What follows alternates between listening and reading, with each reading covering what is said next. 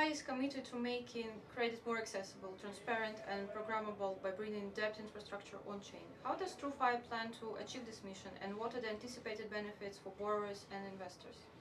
Yeah, so on-chain borrowing and lending has been uh, structured in a very specific way to be permissionless and secure and trustless. But traditional financial institutions are used to certain assurances that banks can give that aren't really available on-chain. So TrueFi historically has been working to be that bridge between TradFi and decentralized finance, giving TradFi-like assurances and experiences but in a way that all the information is transparent, everything is clear what's happening, it's trustworthy, all the advantages of the blockchain, but with those assurances that TradFi offers.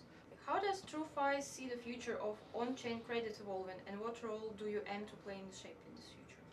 Yeah, on-chain credit is like one of the biggest financial products in the world, whether it's in TradFi or on-chain, and there'll always be a need for credit. So TrueFi is hoping to continue to be there as a reputable credit provider for TradFi institutions that maybe aren't as comfortable with some of the risk assessments or decision making needed for more traditional decentralized money markets.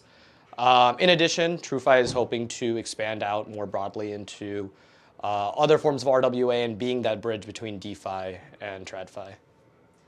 With DeFi lending becoming more competitive, how does TrueFi differentiate itself from the other decentralized credit platforms? Yeah, so as I mentioned, we're taking a very buttoned up approach, even though I don't have a button up on.